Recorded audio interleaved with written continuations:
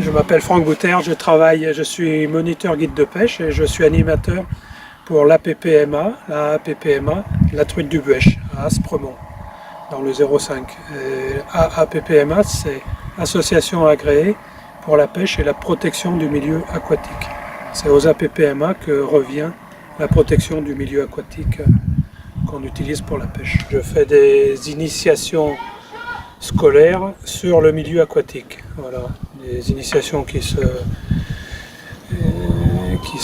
développent en 5 parties principalement, c'est-à-dire deux parties en salle, une partie en salle qui est le cycle de l'eau, hein, d'où est-ce que vient l'eau, où elle va et comment ça fonctionne. Une partie qui est un jeu de rôle qui s'appelle RINAMED, le risque naturel en Méditerranée, qui est un jeu de rôle, donc les enfants sont soit maires, soit industriels, soit construisent des lotissements, etc., avec un développement de communes par rapport au territoire spécifique de la Méditerranée, de la région méditerranéenne. C'est assez intéressant, et on a des retours intéressants. Les enfants aiment bien et se rendent compte des difficultés que peut avoir une commune en fait, à son développement urbain. Voilà, les autres sont en extérieur, c'est les macro-invertébrés. Alors c'est dans le Buëch ou c'est dans la rivière proche de l'école, souvent, soit l'océan, soit la Blaine, etc. Là on est les pieds dans l'eau, on récolte les petites bêtes qu'il y a dans l'eau, les macro-invertébrés, pour comprendre comment ça marche la rivière, les chaînes alimentaires, etc. Ce qu'on trouve comme petites bêtes à différentes périodes. Il y a la ripisylve, qui est les arbres, la forêt proche des rives des rivières. C'est une forêt spécifique évidemment, en plus avec des rivières torrentielles comme on a chez nous, c'est particulier aussi. Voilà. Il y a aussi les spécificités du Buëch. Donc il y a des espèces particulières de libellules, de papillons. Il y a une truite autochtone, la truite fario méditerranéenne. Il y a des écrevisses à pattes blanches, etc. On essaye de savoir où on les trouve, comment on les trouve et comment tout ça fonctionne. Ce que j'ai envie de faire passer aux enfants, c'est la compréhension d'un milieu aquatique, la difficulté à survivre pour toutes les espèces dans ce milieu aquatique qui est comme le Buëch, qui est assez difficile pour les poissons, naturellement difficile pour les poissons et les petites bêtes.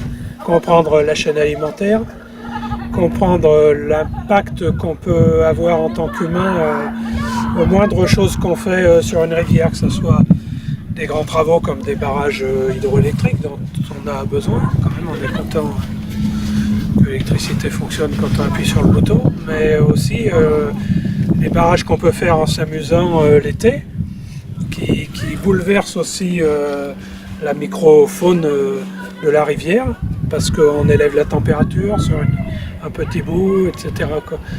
Voilà, c'est comprendre tout ça, pour respecter. On peut pas respecter si on ne comprend pas comment ça marche. Alors en dehors du cadre scolaire aussi, en dehors de la PPMA, ou avec la PPMA, on propose des initiations à toutes sortes de techniques de pêche. On a une école de pêche tous les mercredis, là, on a 14 enfants.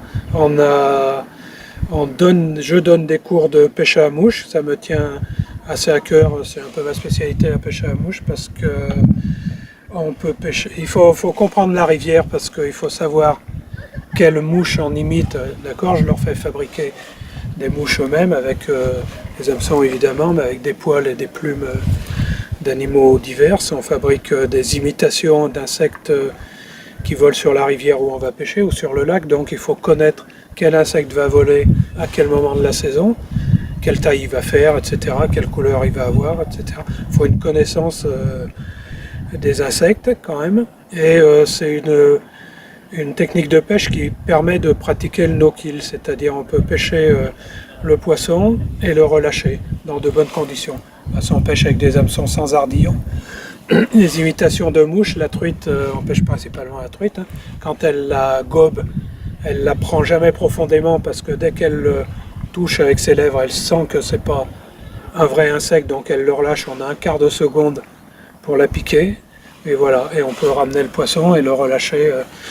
Voilà, c'est une chose qu'on peut faire plus facilement avec ce type de pêche, mais que j'aime bien parce il y a vraiment une nécessité de connaître vraiment ce qui se passe dans la rivière au niveau des insectes dans la rivière et autour. On s'adresse, pour la PPMA, on s'adresse à toutes sortes de publics. On fait des interventions scolaires et on fait une école de pêche où il y a des enfants jusqu'à de 8 à 12 ans qui viennent. Et on donne des cours de pêche à la mouche ou quoi, de 8 à 88 ans, quoi. Il n'y a pas de problème.